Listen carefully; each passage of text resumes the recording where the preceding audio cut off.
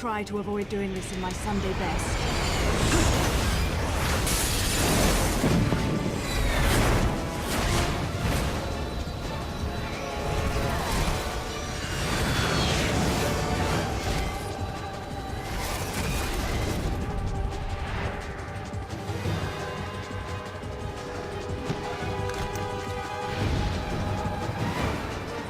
At least your lot still knows how to make it in.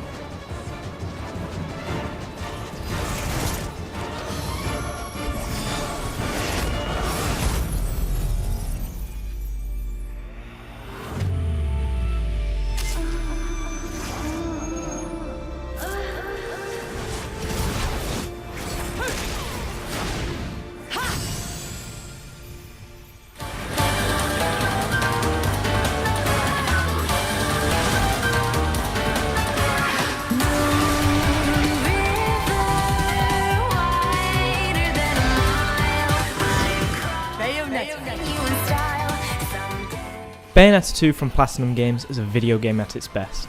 It's something that never holds back regardless of how nonsensical it becomes, and still manages to pull off something that's not only a pleasure to play, but reminds you of how boring everything has gotten.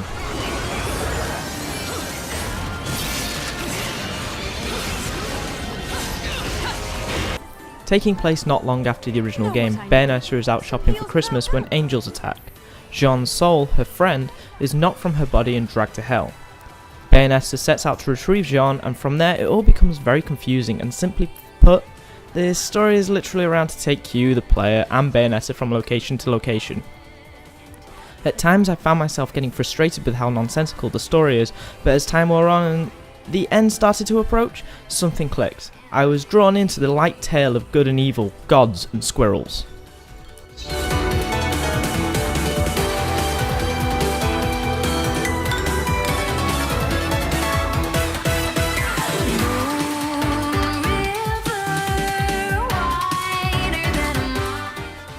A new character, Loki, joins Bayonetta as the little one this time around, and he's infuriatingly irritating. His poor, this is what Americans think the British sound like accent plagues most cutscenes with a healthy dose of the words love when talking to Bayonetta dumped in. It's a shame really, because the character through all the confusion seems quite interesting. And what should I call you, I mean, ma'am. Do I look like a man to you? Bayonetta herself, while in some cases is dealt with this empowering sexualized way, there are times that the way Platinum presents her with this overt sexualized nature where it becomes childish and what might be just because they could.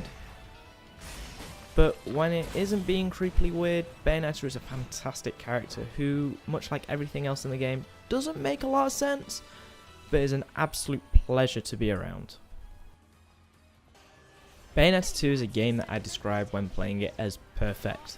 Pulling off combos is incredibly similar to the other games like it, but there's something different that Bayonetta and this sequel do that others don't. They make things accessible. A huge amount of combinations are at your disposal from the get-go, and it's going to be near impossible to learn every single one. But the game never penalises you for button mashing. In fact, it encourages you to mash your way through enemies, because at some point you're going to do something cool and never really understand what you just did. Of course, this isn't to say that the game is simple. Bayonetta 2 might reward you for killing enemies, but like any Platinum game, it rewards mastery even more so.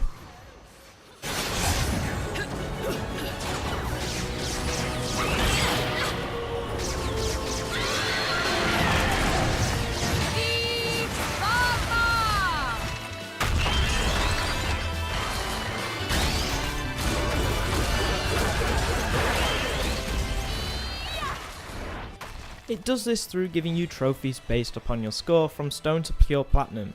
Your combos, amount of damage taken, and the differentiation of your moves you performed are all calculated, and taking advantage of the impressive amount of things you can do in the game to earn these medals is where this mastery of it comes in.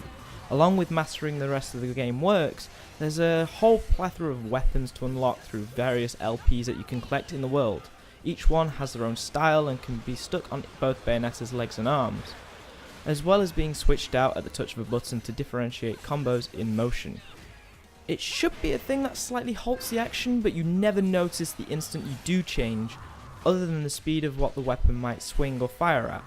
Plus, with no additional combinations to learn, each weapon follows the same pattern, but will have different results.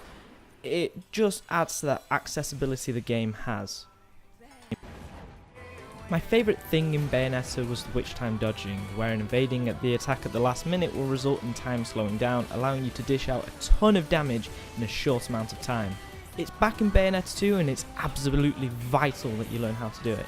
Each enemy has their own tells, so along with figuring out witch time itself, you have to learn individual enemy and their patterns.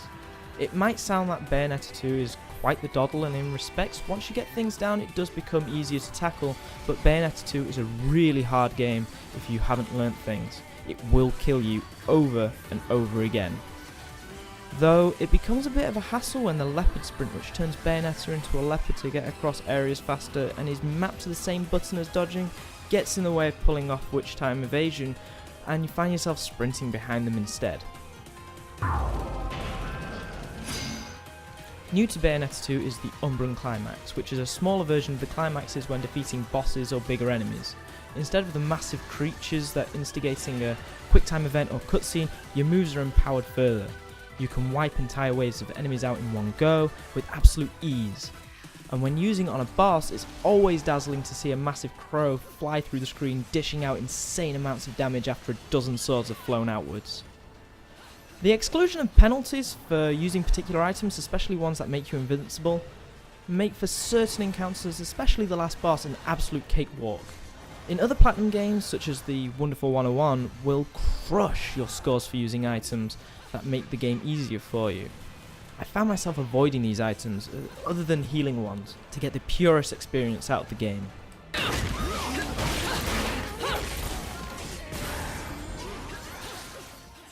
But however you play Bayonetta 2, flinging yourself into the fray with your 4 guns strapped to each limb and making the magic happen as you dash between enemies, torturing them or unleashing wicked weaves, and then finishing off that one bigger baddie in witch time, it's one of the best combat experiences in any game since Metal Gear Rising.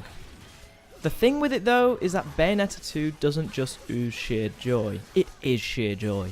It never fails to put a smile on my face with a constant barrage of action, craziness and nonsensical ridiculousness being ushered through into my eyes and brain. This is all helped by the game's scale and absolutely stunning visuals. A myriad of locations and places to go, cities, ruins and hell itself are all on the cards. Bayonetta 2 looks gorgeous, and it's all in part the nonsensical nature of the game. Fighting on a floating ball or a jet plane, it just seamlessly goes together, even if it doesn't make sense a majority of the time. To go along with the scale of the game, the soundtrack mixes in Bayonetta's staple of cover of an old-time classic, in this case it's Moon River, and angelic choirs. It blares it as you obliterate enemies, getting more and more intense as the situation around you increases in absurdity. But it has to be said, it's never better when Moon River kicks in at the start, and I wish the game featured more covers of big band songs.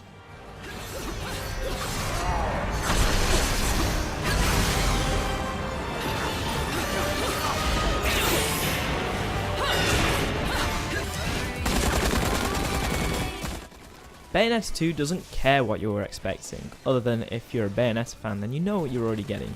It's going to do what it planned to do, and take you along for the ride. Is a common theme within all Platinum games, and Bayonetta 2 not only presents a fast-paced piece of perfection to play, it carries on the tradition that's been set.